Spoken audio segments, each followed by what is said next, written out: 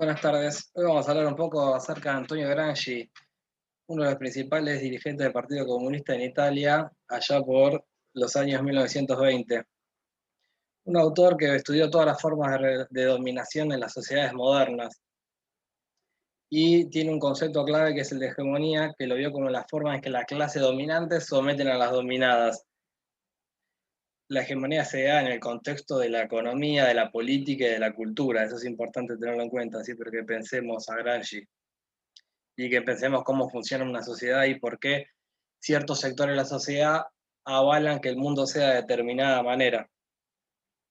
Bueno, este autor va a escribir una Italia gobernada por Mussolini y es un integrante de cómo hacerla, y es una persona que lucha por hacer la revolución socialista en Occidente. ¿Cómo se hace la revolución socialista en Occidente? Y ese va a ser el interrogante que va a cruzar toda la obra de Gramsci. Porque ya no era una utopía desde 1917 cuando se dio la Revolución Rusa. Por este motivo también lo encarcelan y Mussolini en un momento dirá que no había que dejarlo pensar.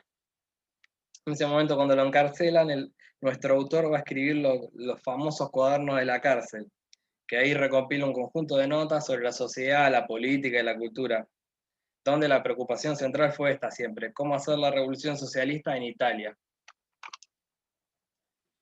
Para ello, lo que va a hacer el autor es desacralizar el quehacer de Lenin como la Biblia de la Revolución. El quehacer es un libro que escribió justamente Lenin para marcar las tácticas y las estrategias que debía seguir un movimiento revolucionario a la hora de querer tomar el poder.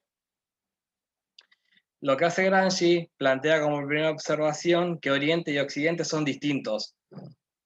Cuando habla de Oriente se está refiriendo a la Rusia de Lenin o a la Rusia zarista en su momento.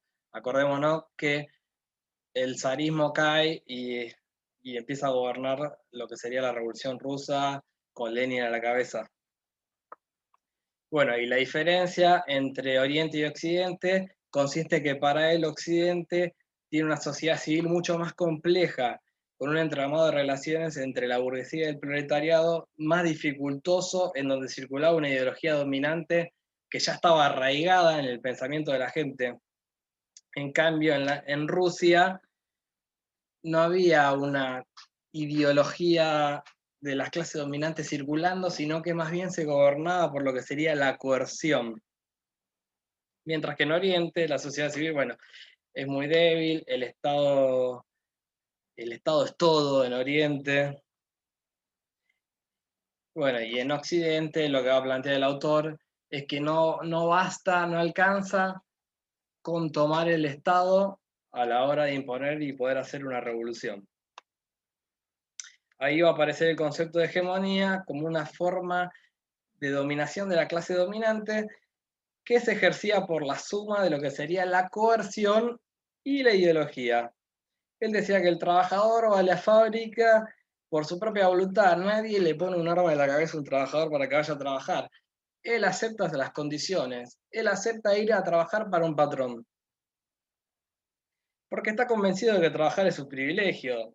Es algo que hoy en día no es indiscutible. Nadie va a ponerse a pensar que trabajar es algo que está mal. No nos podemos a discutir si hay que trabajar para un patrón o no hay que trabajar para un patrón.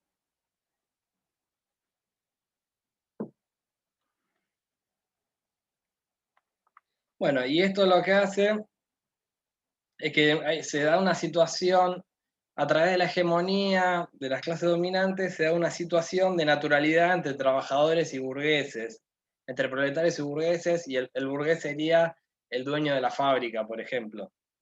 Se da una relación de naturalidad en donde el trabajador acepta que hay un dueño de la fábrica que se queda con parte de su trabajo, aún sin tener que trabajar. Entonces, se diseminan la situación de desigualdades sociales.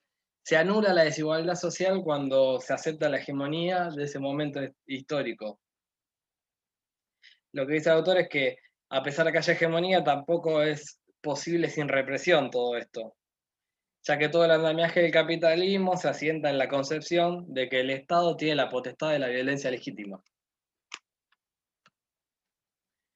Bueno, el Estado tiene la potestad de dominar por la violencia, pero no lo hace todo el tiempo.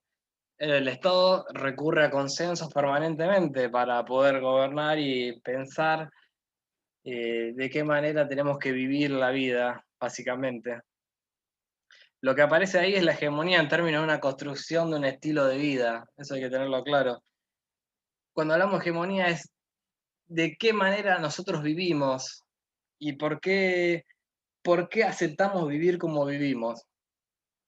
Eso le interesa a un líder o a un estudioso revolucionario. ¿Por qué nosotros aceptamos vivir en las condiciones que vivimos?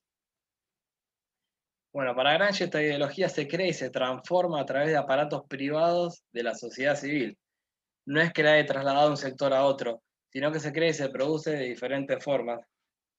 No hay alguien que produzca hegemonía porque piensa que porque es un ente maligno, sino que se va produciendo a través del mismo andar y avanzar del devenir histórico. Bueno, hay distintos aparatos privados que son más generadores de ideologías y de hegemonía que otros. Por ejemplo, la iglesia, la escuela y en ese momento lo que sería la gráfica. Hoy lo diríamos como serían los medios de comunicación. Las redes sociales también, que imponen una determinada visión sobre cómo hay que vivir y sobre lo que está bien y lo que está mal. La ideología no es algo que se construye en un lugar malvado y se incorpora a un aparato privado, sino que se construye y se reconstruye en la práctica, sostiene el autor. Bueno, llegado a este punto, estaría bueno poder pensar qué diferencia hay entre la sociedad civil y la sociedad política, que es un concepto, son dos conceptos que Gramsci va a modificar de alguna manera, porque antes de Gramsci solamente importaba la sociedad política. En cambio, a partir de Gramsci empezó a importar lo que sería la sociedad civil. ¿Qué era la sociedad política? Es el Estado en el sentido más restringido, el aparato represivo, la ley, la coacción, los sistemas represivos como la policía, son lo que ordena la sociedad civil de acuerdo a un sistema económico productivo de un momento dado en la historia. Ejemplo, por decirlo de alguna manera, el capitalismo industrial. ¿Qué hacía que el capitalismo industrial funcione en ese determinado momento dado? Era el sistema, la sociedad política de ese momento. Lo que va a decir Gramsci es que en la sociedad política y también la sociedad civil, que la sociedad civil está conformada a través del dominio ideológico de una clase por sobre las otras. Una clase impone sus metas, sus objetivos, sus valores, acumula los consensos para que sus fines a través de instituciones de la sociedad privada y los intelectuales se lleven a cabo. Eso es importante tener en cuenta. Que la sociedad civil, la parte privada, no solamente el aparato represivo, es lo que va a marcar que una determinada sociedad funcione como sigue funcionando, o funcione como estaba funcionando. Otro concepto importante de Gramsci es el concepto de bloque histórico. Ese es para remarcar.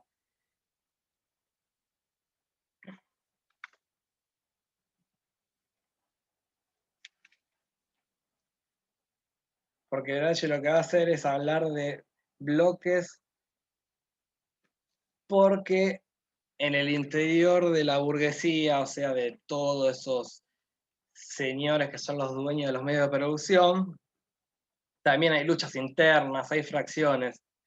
Y el bloque justamente es la articulación de esas clases dominantes en un determinado periodo histórico. Como las clases dominantes que luchan entre sí, no luchan entre sí, sino que tienen intereses opuestos entre sí, pueden convivir para seguir siendo parte de la élite de la sociedad.